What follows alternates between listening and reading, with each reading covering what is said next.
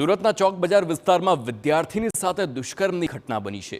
કોલેજના બહારના યુવકે સગીરાને ફસાવી દુષ્કર્મ આચર્યાની ફરિયાદ નોંધાઈ છે।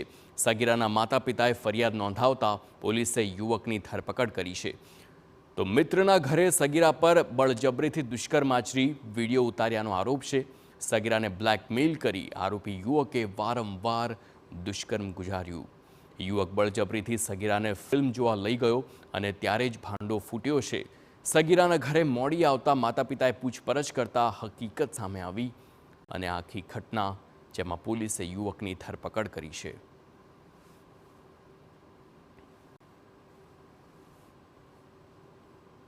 સુરત શહેરમાં વધુ એકવાર એક સગીરા સાથે દુષ્કર્મની ઘટના બની છે, જેને લઈને સમગ્ર સુરત શહેરમાં ચકચાર મચી જવા પામી છે। આ ઘટના સુરત શહેરના ચોક બજાર વિસ્તારમાં બની છે। ચોક બજાર વિસ્તારમાં કોલેજ કરતી વિદ્યાર્થીની સાથે આ બનાવ બનવા પામ્યો છે। કોલેજમાં રખડપટ્ટી કરવા આવેલા યુવકે સગીરાને પોતાની પ્રેમજાળમાં ફસાવી હતી અને જે નરાધમ છે તેના મિત્રોના ઘરે લઈ જઈને આ સગીરા સાથે બળજબરીપૂર્વક દુષ્કર્મ આચર્યું હતું અને એક વિડીયો પણ ઉતારી લીધો હતો।